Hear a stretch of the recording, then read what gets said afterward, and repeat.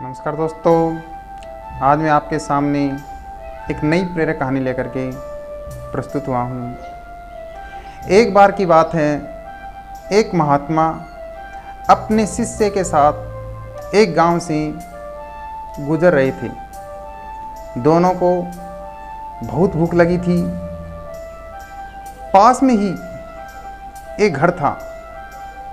दोनों घर के पास पहुँचे और दरवाज़ा खटखटाया। अंदर से फटे पुराने कपड़े पहने एक आदमी निकला। महात्मा ने उस आदमी से कहा, हमें बहुत भूख लगी है, कुछ खाने को मिल सकता है क्या? उस आदमी ने उन दोनों को खाना खिलाया। खाना खाने के बाद में महात्मा ने कहा, तुम्हारी ज़मीन बहुत उपजाऊ है, लेकिन फसल को देखते लगता है कि तुम खेती पर ज़्यादा ध्यान नहीं देते। फिर तुम्हारा गुजारा कैसे चलता है? उस आदमी ने उत्तर दिया, हमारे पास एक भैंस है जो काफ़ी दूध देती है, उससे मेरा गुजारा हो जाता है। रात होने लगी, इसलिए महात्मा और उनके शिष्य सहित वहीं रुक गए। रात को उस महात्मा ने अपने शिष्य को उठाया और कहा, चलो हमें अभी यहाँ से निकलना होगा और इसकी भैंस भी हम साथ ले चलेंगे। शिष्य को गुरु की बात अच्छी नहीं लगी, लेकिन करता क्या।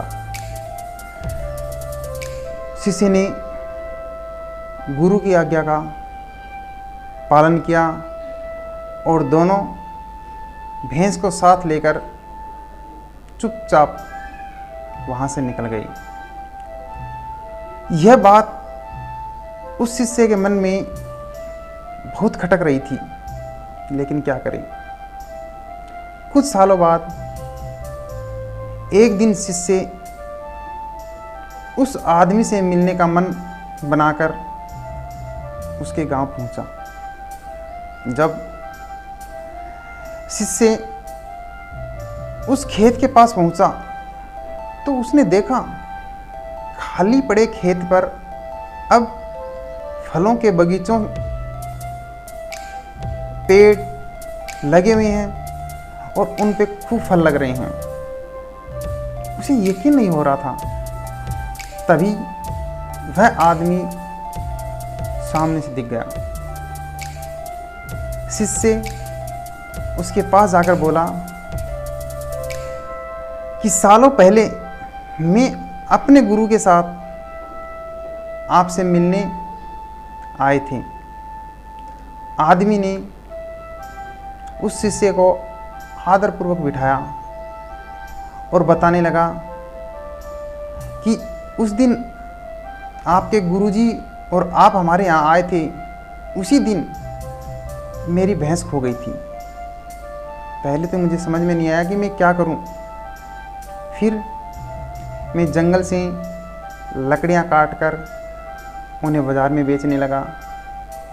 उससे कुछ पैसे मिले तो मैंने बीज खरीद कर खेती को बो दिया।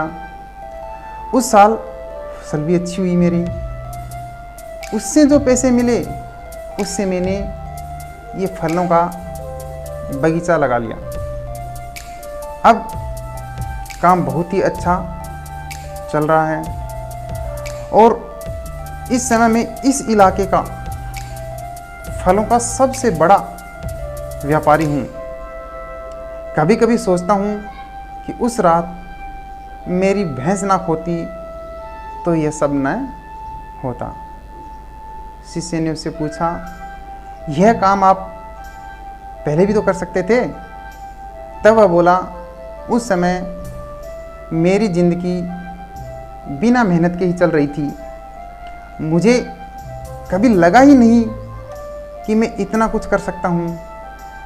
तो दोस्तों, अगर आपके जीवन में भी कोई ऐसी आलसी रूपी भैंस है जो आपको बड़ा बनने से रोक रही है, तो उसे आज ही छोड़ दें।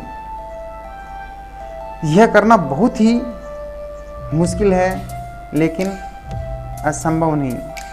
धन्यवाद दोस्तों। यदि आपको मेरी कहानी पसंद आई हो तो प्लीज़ लाइक करना, और चैनल पर पहली बार आए हो तो चैनल को सब्सक्राइब करके घंटी का बटन अवश्य दबाना। धन्यवाद।